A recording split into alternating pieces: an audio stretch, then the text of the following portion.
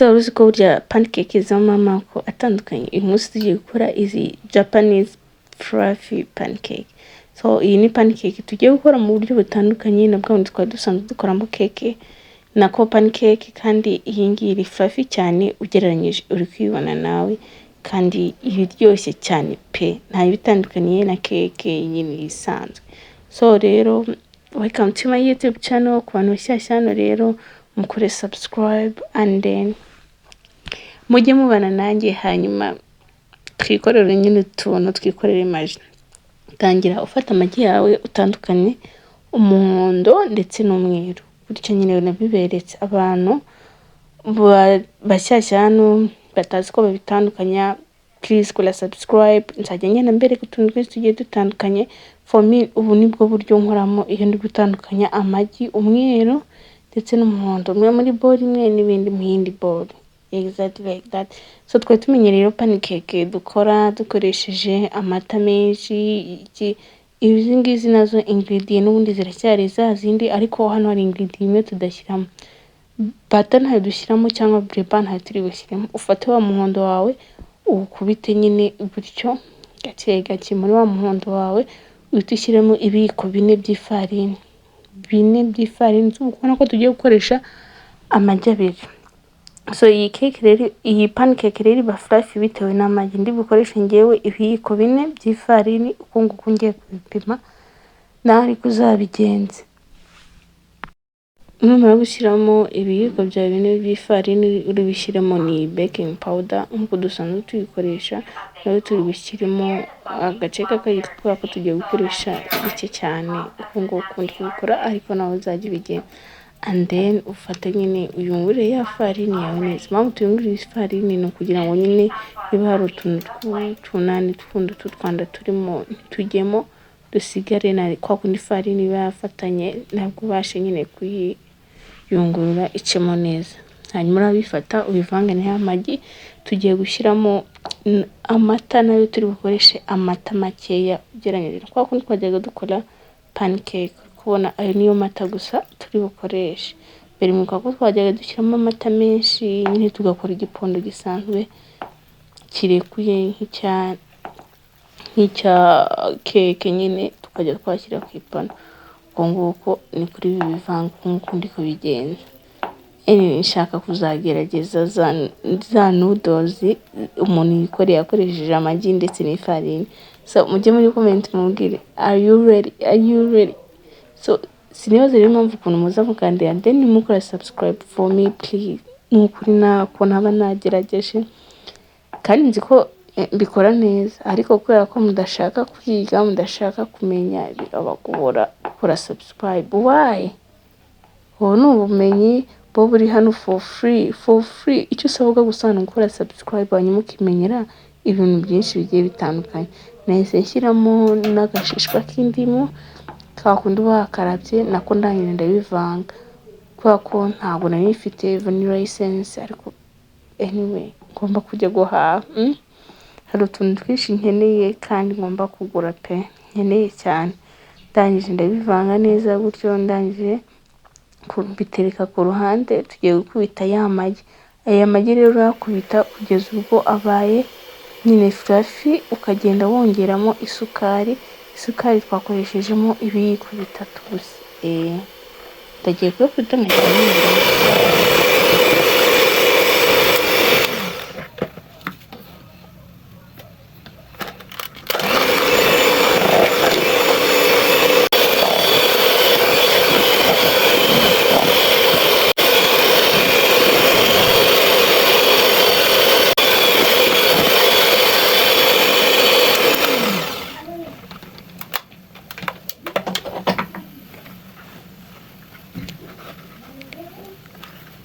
uri buvange wa Mwiriwe ndetse na wa muhondo uvanze n'ifarini wari wakoze ku ruhande, and then uragenda ushyiramo gutya. Turabanza dushyiramo gake and then tubanze tuvange nyine tumere nkaho tubyoroheje uko nguko. Hanyuma uhita ufata nyine nubona bimaze koroha, urahita ufata irabore nyine irimo birabyo nabyo byose ubisukemo gutya ubivange gake gake. So rero gukubita amagi gutya bigufasha nyine ko pancake yawe iza kuza kuvamo iri fluffy nyine gutyo. Muri kubona ko aya magi ntabwo wakumva ko ari amagi abiri wamweru twakubise kugeza ubwo ubaye gutya. Rero kuri TikTok kuki abantu batajya bemera nabakoreye wa mureti iri fluffy and then ni gute ngo amagi ngo yahindutse gute? Ibintu byose birashoboka, ahubwo ni gute wowe utazi ko ushobora gukubita igi rigahinduka kuriya nyine rikaba fluffy? Icyo nicyo kibazo. So niyo mpamvu rero usabwa gukora subscribe kuri YouTube channel, hajya mbereka ibintu bimwe mu byo mukoresha uburyo bikorwamo ndetse na process nyine iri behind yabyo na logic behind everything. Sibyo, hari ukuntu tubona ibintu ariko tukaba tutazi uko byakozwe. So fata ipanu yawe rero usigeho utuvuta dukeya. Ufite butter ushobora kuyikoresha, nakoresheje olive and then njye nasigaho dukeya and then ndahita mfata essuie-tout and then cyangwa tissue and then hite nkuraho excess nyine amavuta ari excess ngende nyakuramo gutyo nyine sigareho nyine gutyo and then ndahita mfata hite nsuka mu cya giponi. Impamvu dukura amavuta nuko iyo hariho amavuta ntabwo cake yawe iba fluffy nyine imeze nkaho uri gukaranga n'ubundi and then ngende nshyiraho gutyo. Noneho ndahita mfata n'amazi and then mfate amazi nshyireho imitonyi nk'ingahe, hanyuma niturangiza dupfundikire. Aya mazi nidufasha ko cake yacu nyine ishyamwe imbere nta kibazo. Arimo nababwira ati abantu bo kuri TikTok bajya mwigera ibyo bintu ngo uratubeshye ngo ni gute iki cyahinduka iki ngiki. Umva ibintu byose muri iyi si njye naje gusanga nta kidashoboka, ahubwo ikibazo ni uko uba utazi uburyo icyo kintu gikorwa. Niyo mpamvu musaba igihe wageze hano ujye usiga ukoze subscribe kuko ni byinshi ndaza ngenda mbereka. Hano rero nahise nzihindura and then ndongera nshyiraho utuzi ndongera napfundikira gutya ntegereza ko no hasi zishya. Hano narindi gushyiraho ikindi gipondo gutya. By the way, izi cake ntabwo zataninzaho uburyo nabishakaga kuko ndi gukubita amagi nyine nakubise pe, ariko nyine yanga kuba fluffy uko nabyifuzaga. That's why nyine muri kubona kikuraninga kihuta.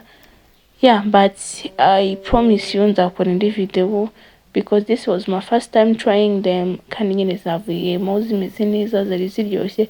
So niyo mpamvu navuze ngo nzakora indi video noneho ndi kubereka neza uburyo ubundi cake igomba kuba iri fluffy cyangwa the kind of fluffiness tuba dushaka nyine. Hanyuma nurangiza naho ushyiramo kwa kunda amazi hanyuma pfundikira.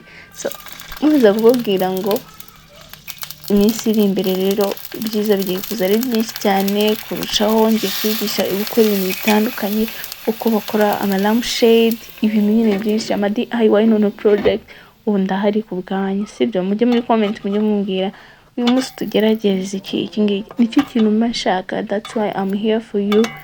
Yeah, kandi mujye mukunda umuntu mu gihe nyine aberetse ko gihari kandi afite ubushake, kuko there is a time nzaba ntagihari nyamara mujye muvuga we miss you, we do this. Niyo mpamvu ndi hano, niyo byo mushaka ko mbakorera reka mbibakorere mu gihe gihari, sibyo? So wowe wakoze rero ugeze hano video kandi ndagusabye liking, share na comment because you liking the video bidufasha ko video yabasha kurebwa n'abantu benshi. That's your support utanze nayo community ikomeje gukura nawe buri kwigiramo, sibyo? Iyi ni ubumenyi bw'ubuntu ngiye mba ndi kuguhereza.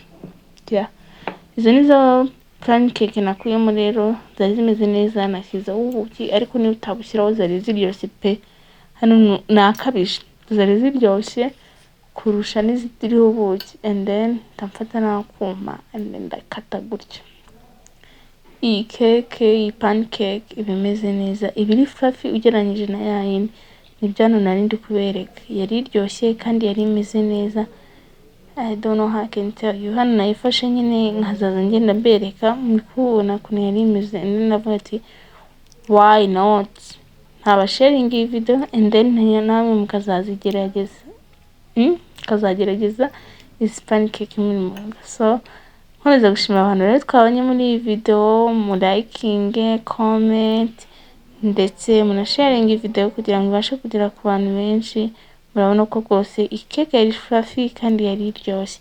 So thank you for watching, see you in the next video. Let me in the comment ikindi kintu mwifuza ko twagerageza.